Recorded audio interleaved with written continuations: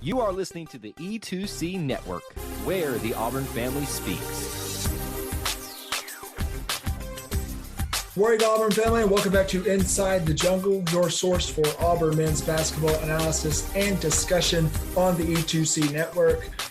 Finally, back in the W column. It only took a one-game little skid for me to be able to say that again. Back in the W column for Auburn today as they improved to 23-2 on the season and make it 11-1 in Southeastern Conference play as they get a big home win today over the Texas A&M Aggies. They're really struggling Texas A&M Aggies by the score of 75-58.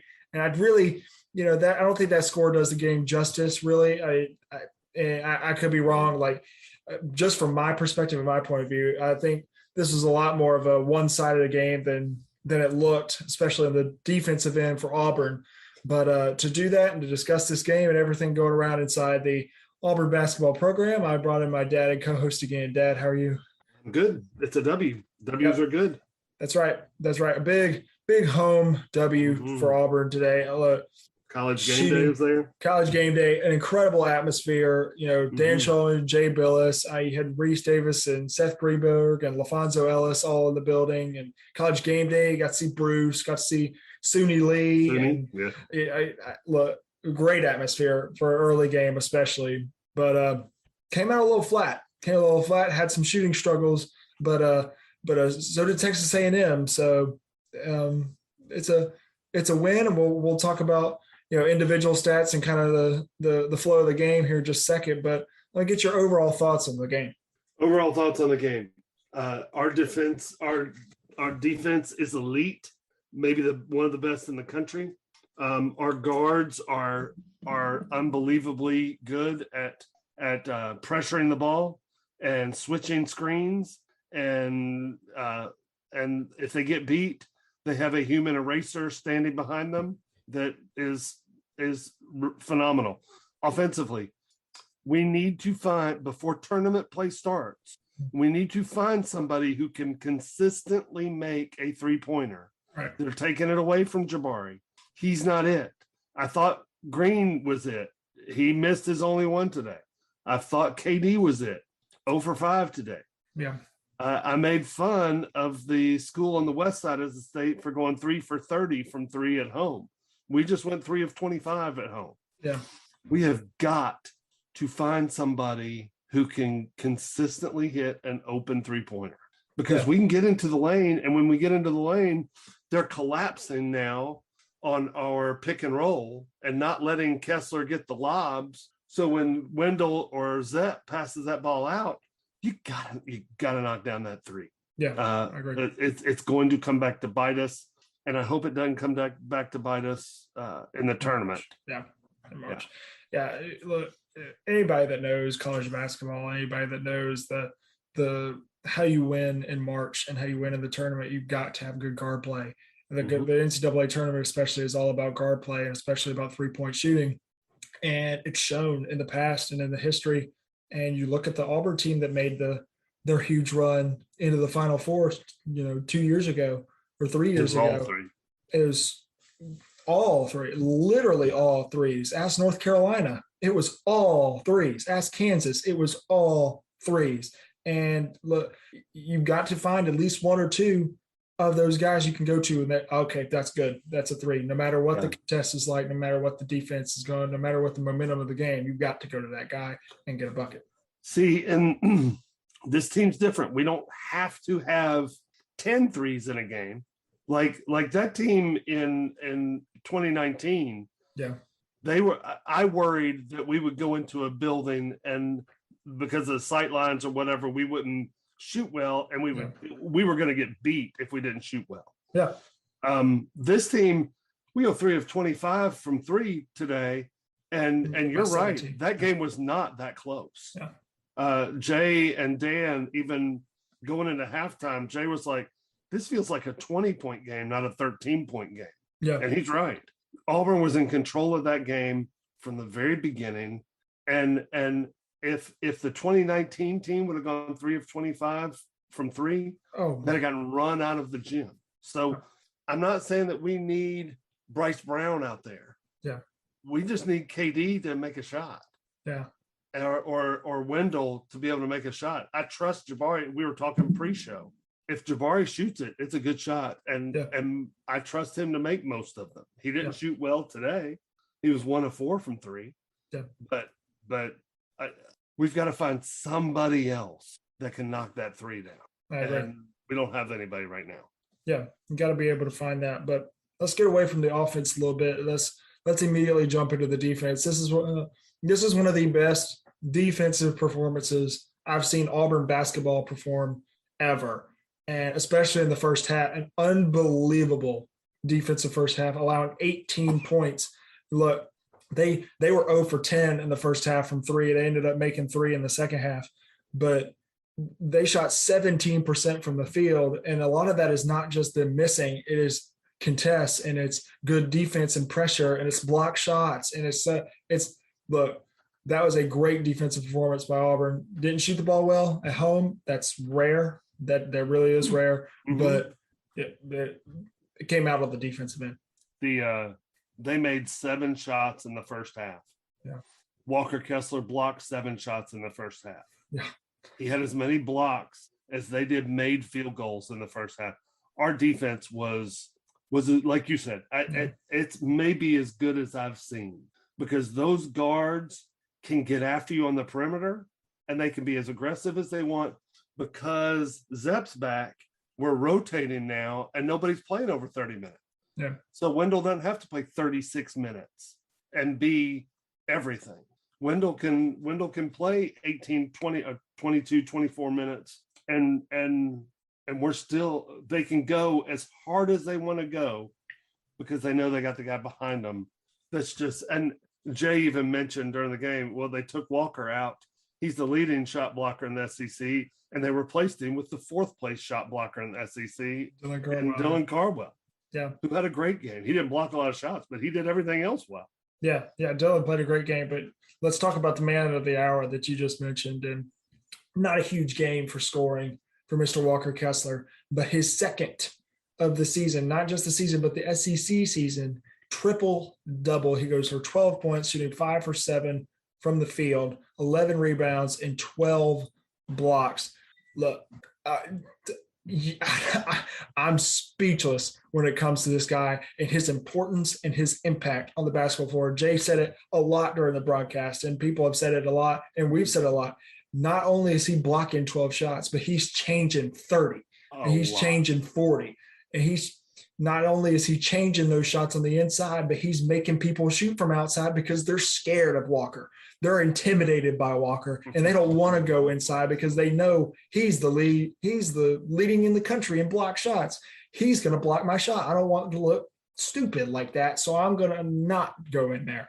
And it just changes the whole game, changes the whole flow of the defense. Just like you said, it allows our guards to take more chances, like Zepp, like KD, like Wendell. And those are 3 of those guys that are really good defenders.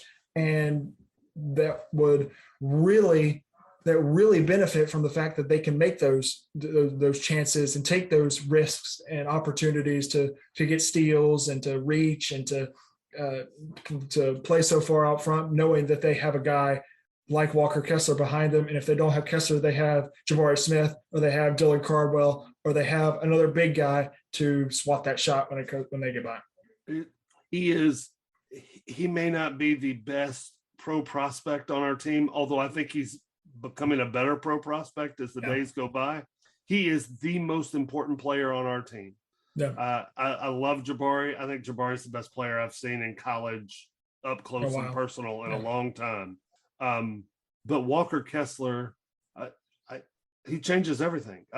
Jay Billis was like, look, he's the National Defensive Player of the Year, and there's really not a close second place. Yeah. And there really isn't.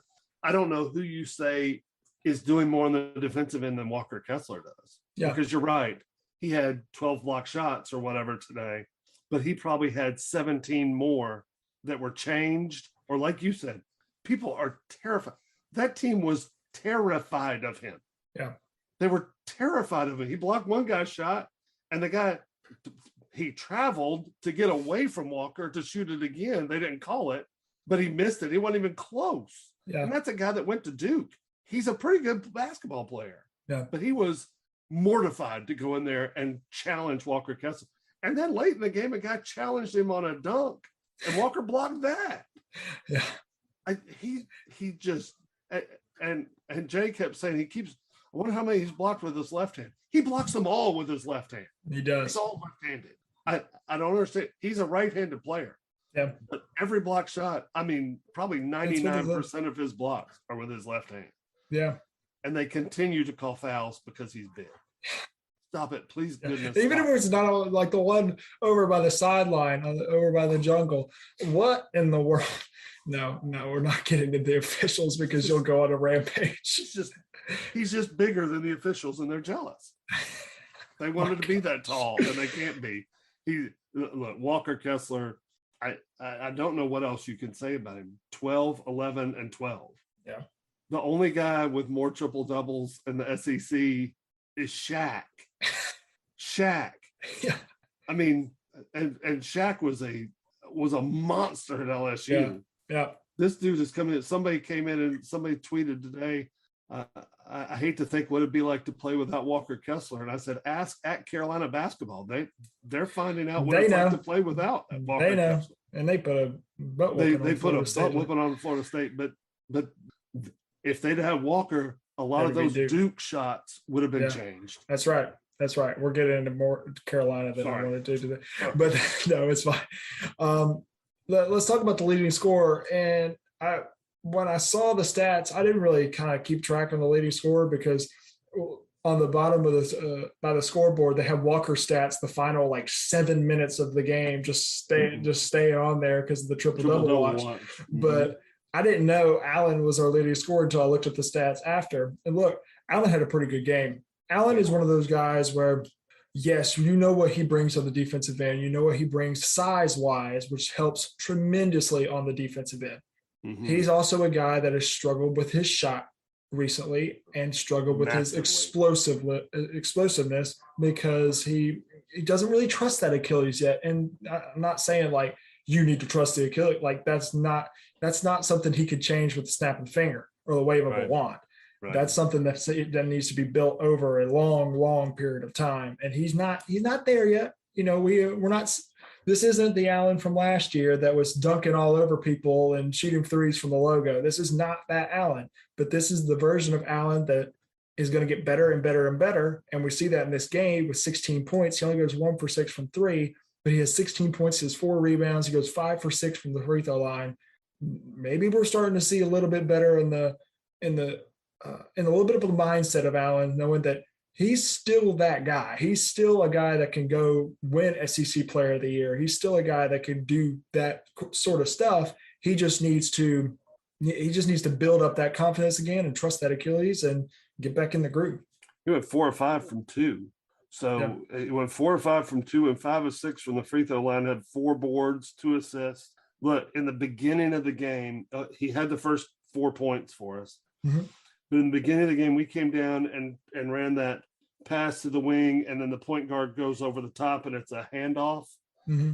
And he made a very lazy handoff / pass, and their guy knocked it out of bounds. And I was like, oh, my gosh, get him out.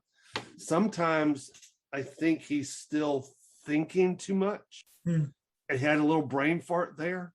And if he can just play, look, if we get 16 points, 4 boards, and 2 assists out of Allen Flanagan, I'll take that every game for the rest of the year. Yeah, and we may be cutting down the nets. Oh, if you get 16 and 4 from Flanagan and 5 for 6 from the free throw line, you will be cutting down the nets in April. It's all gravy, in my opinion, from Allen right now because he struggled so much. He was hurting out, and then he struggled to get back. He showed a little bit of explosiveness. He went down, drove by a guy on the baseline and went up with both hands and dunked it. Yeah. So maybe that explosiveness is coming. Yeah. Maybe if he just won't think. It looked like on that pass that about drove me crazy, and it was early in the game. Yeah. It looked like he just was like, oh, yeah, we do this all the time. This is routine. I'll just toss it back. And the guy made a good play, knocked out of bounds. And I was like, Allen, good night. Yeah. But then, like you look up at the end of the game, he's at 16, and you're like, well, well, maybe he had a really good game today. Yeah, and he did. He did. Hey Auburn fans, I want to take a quick timeout from this episode to bring your attention to something very special. Here at the E2C Network, we pride ourselves on bringing you the best content for Auburn fans out there. And best of all, it's free to you. But just because it's free doesn't mean there aren't costs, especially when you have a library of hundreds of podcasts, videos, blogs, and more. Many of you have reached out and asked how you can support this network in the past. Well, now I have your answer. It's called the E2C Network Booster Club over at patreon.com/E2C Network. There you'll find a membership monthly reward system where you can sign up for as little as $1 and get different perks at different tiers. Some of those perks include things such as apparel, eligibility to join us on future podcasts, recognition as an E2C Network booster, exclusive communications, and bonus content that is available nowhere else.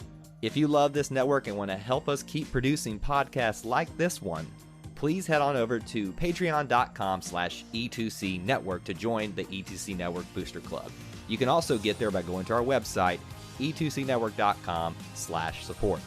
Whether you decide to join or not, we are still so appreciative that you would support us by just listening and being here, because each and every one of you is part of our E2C Network family. Well, that's it. Timeout's over. Let's get back into the episode.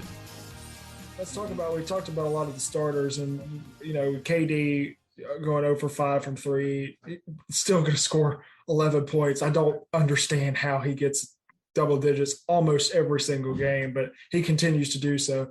The importance of Zep being back, and the minutes that we talked about when we were talking about Wendell. But let's talk about a few guys on the bench. I want to talk about 3 in particular. Wendell's not one of them. I want to talk about 3. Let's talk about Jalen first. Jalen had a fantastic basketball game, and he had 5 points. He went 2 for 6 from the field. If somebody looked at that, they wouldn't say he had a fantastic basketball game. But for those who watched the game and watched kind of the flow of the game, especially the second half, look, Jalen was incredible. There was a point where a few friends of mine that were watching the game, it was like, why isn't Jabari in the game? He's been sitting for a while. I'm like, Jalen's playing great. Why would you, why would you kill Jabari's legs right now when Jalen's playing his tail off? He ended up with 11 rebounds, which tied Walker for the most in the game. He was great. Yeah, look, there was one series in the second half where we missed the shot and Jalen got the rebound, passed it out. We missed the shot, Jalen got the rebound and passed it out. We missed the shot, Jalen got it felt like he got like 3 or 4 of them in a row. Yeah, he had 5 offensive rebounds in the game.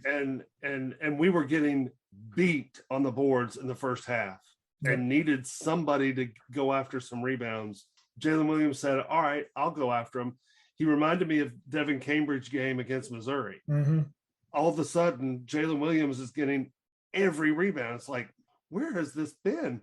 Yeah, he's our Swiss Army knife. He played great. Yeah, he only had 5 points and he only played 16 minutes, but he had 11 points, 2 assists, and 2 turnovers. Yeah. But what it also does is when they're pressing us like that, it's okay if Jabari's not out there because Jalen can handle the ball against pressure. Yeah. Yeah. And if he gets you 11 boards in 16 minutes, again, that's all gravy. Yeah. I agree. That's a guy that you're like, wow, what a great game that was. Yeah. Jalen's not going to win player of the game today, but I really think he should be in the consideration. And people are going to think I'm crazy for thinking that when they just look at his scoring. But again, we only scored 75 points. Our league score had 16. We didn't do a lot of scoring in this game. This game was the dirty work and the defense, and Jalen was great with both of those. Look, if you just look at scoring, you think Williams didn't have a good game. You think Zep Jasper wasn't that important. Yeah. We found out how important Zep Jasper is the last 2 games. Yeah, we did. So Williams, we don't depend on him to score a lot of points. Mm-hmm. We don't feed him in that high post like we do Jabari, trying to get Jabari shots. But if he's going to grab you 11 boards, he's going to have games where he's going to score 10, 12 points. I agree. Because he's getting those offensive rebounds, he's going to get them. Yeah, that's right. And let's talk about these next two that I want to talk about. We can talk about them kind of together. Let's talk about Devin Cambridge and Dylan Cardwell. I think these two players had two of their best games of the season. And I'm not saying that because they combined for 19 points and were a huge part of the bench, and 7 rebounds and 2 steals combined with each other. And look, let's get on Devin real quick. Devin, I don't know why he's still shooting. I understand he is a shooter, but he goes 0 for 4 in this one. I just don't think he has that rhythm that he had his freshman year when he had like a few games where he went for 7 or 8 threes. You know, that game with against LSU where he just all of a sudden. Good miss. And but look, he was incredible attacking the rim today. And we saw with a few highlight type real dunks with that. And same thing with Dylan. Dylan is a guy that you think he's more of an energy guy, and he is. He brings such great energy. But you have that coming off the bench after a guy like Walker. You take it. Just like you said earlier with Jay, and what Jay said during the game, that you bring in, you replace the first place in blocks in the SEC with the 4th place in blocks in the SEC. And Dylan Cardwell, he didn't have a block tonight, but he was changing shots. He had 3 boards. He had 9 points. Look. All right. So let me start with Devin. Okay. 0 for 4 from 3, which means he was 4 of 5 from 2. And he was 2 of 2 from the free throw line, had 4 rebounds and 2 assists. That's the game. You take away all those 3-pointers from Devin, and that's the Devin Cambridge that I want to see on the floor every time. Yeah. Stop shooting threes. It's not working. But you can get points otherwise, and you can get points and be on SportsCenter. SportsCenter's not going to put you on for your 3-point shooting. They are going to put you on when you take off from the logo of the free throw, of the SEC logo, and one-hand dunk so hard that everybody in the gym is like, oh, my goodness. I think even their sideline was like, whoa. Yeah. I know that the guy that was standing under the basket ran away when he saw you come. And then you had a really nice setup alley-oop where Walker back screened your guy and nobody helped, and that was a great play in the first half. And then in the second half, it was Wendell who missed him on the first drive, on the initial drive, because he was coming on the baseline, and he just went to the other side. Wendell came back around and threw the lob, and he cranked it with one hand. At one point, I think Schulman was the guy who said he's getting greedy with his dunks. He's dunking everything. Yeah. That's the Dylan Cardwell. That's the Devin Cambridge I want to see. Yeah. Dylan Cardwell, all I need you to do is give the most important player on the team breathers. Yeah. And be there in case they call fouls for him being called. That's right. So, and Cardwell does that. 9 points. He had a couple. A couple alley-oop dunks. Yeah. He's exciting. The one from Jabari, a 6'10" to a 6'11" guy. You love seeing that. He had a really strong move where he got fouled and got an and-1. He went 3 of 5 from the free throw line. He made his first, missed the next 2, and then his final 2 were perfect. Beautiful. I mean, it looked like a guard shooting those free throws. So 9 points, 3 boards. I'll take it because you're combining that with Kessler at the 5 position. You're getting 21 points and 14 boards and 11 block shots, 12 block shots. Yeah. So I'll take that from a 5 position every game. Yeah, that's right. No doubt about it. But we'll go ahead and do player of the game. I think this is simple. I don't think we need to go separate in this. Just like I said earlier, I think Jalen is probably my number 2 on this, even though you could say Allen, you could possibly say a guy like Jabari or even a guy like Devin, who had a great game. But it's simple. It's easy. You're going to get probably will win SEC Player of the Week this week from his two games. I don't know. Sheboy tonight had 27 and 20. Who does he play for? I don't even know who he plays for. But look, Walker Kessler, triple-double, 12 points, 11 rebounds, 12 blocks. He's the player of the game. I don't think you need to go any different than what I just did. No, I'm not going to go any different. Yeah. Walker Kessler was the best player on the floor Yeah. today, and they're really, really not a close second for a best player on the floor. I agree. He did everything. At one point, the announcers were like, he's got a bunch of blocks, he's getting some rebounds, but he's only got like 2 points. And he went like 4 straight possessions with a bucket. He heard him. And I know one of them was he faked into the middle. It was a post move and the drop step dunk. I was like, holy cow, that's a great move. That's why I think Walker is trying to get better. Yeah.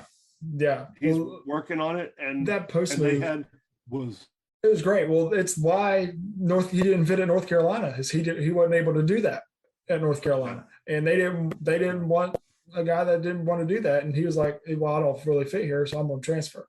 I know North Carolina fans saw that and are going, what? Who the hell is that? What in the world? Yeah, but who is that guy? He was the best player on the floor. The post moves were fantastic. He does everything. Yeah, he does everything. He is he's that guy right now. Yeah, that's right. So Auburn is back in action on Wednesday, February 16th this week at 8 p.m. at Auburn Arena against the Vanderbilt Commodores. The Vanderbilt, I don't know much about this Vandy team. I know about Scottie Pippen Jr. I know he can be SEC Player of the Year type candidate. I know he could score at will and against whoever he wants. But look, him against Zep Jasper is going to be fun. And I know Zep or KD is going to be on him. And I know it's going to be a great matchup. And look, I don't think they have a big to compete with in either of our forwards or even off the bench. But I'm not expecting a washover game. With Stackhouse coming in, it's always a big deal. But we will be there. We will be at the game on Wednesday night. I'm really excited about that, being back in the jungle. I went to a few games earlier in the year when we weren't even like top 15, and that feels so long ago. But I'm excited to get back in the jungle and get another win to add to Tennessee. Tennessee beat Vanderbilt tonight by 9. Mm-hmm. Okay. So I was in Knoxville. It looks like Pippen had 23 points. Yep. They've got a guy that Stute, Stute, had 17, and the other guard had 11. That was about it. Yeah. Well, they do not have. Yes, they have. I believe they've got a 7-footer. They don't have a post presence that we have. Yeah, that's a game Auburn should win and should be prepared to go to Gainesville on Saturday. On Saturday, the February 19th, we will be in Gainesville against the Florida Gators. Look, that's another one I had circled right as SEC play, and we're getting ahead of this Vanderbilt game, but that's another one that I had circled right before SEC play started. Like, okay, scary game. I'm not scared of Florida, because if I was scared of Florida, I would have been scared when they came into Auburn, and they played a great game when they came to Auburn. Kyle Castleton is a great big player, but that I am scared of Gainesville. I am scared of Gainesville. We don't play well there. Yeah. No, it's hard to play well there. So Vandy will come in. They just took a loss to Tennessee. They were kind of getting their feet underneath them. They had beaten LSU and some other teams like that, but it'll be fun to be in Neville Coliseum, and it'll be my first game there this year. So I'm excited to get back down, and I wish it wasn't 8:00, but it is what it is. That's all right. We'll go ahead and get out of here. We will be back to discuss the Vanderbilt game later on next week and the Florida game next weekend. Until next time, War Eagle. Thank you for tuning in to today's episode on the E2C Network. On your way out, I want to remind you to stop by e2cnetwork.com. It's your one-stop shop for all our content across our podcast, YouTube channel, and much more. To stay up to date with us, make sure you're following social media accounts such as Facebook, Twitter, and Instagram. While our content here may always be Auburn sports heavy, if it's orange and blue, it's what we do. War Eagle.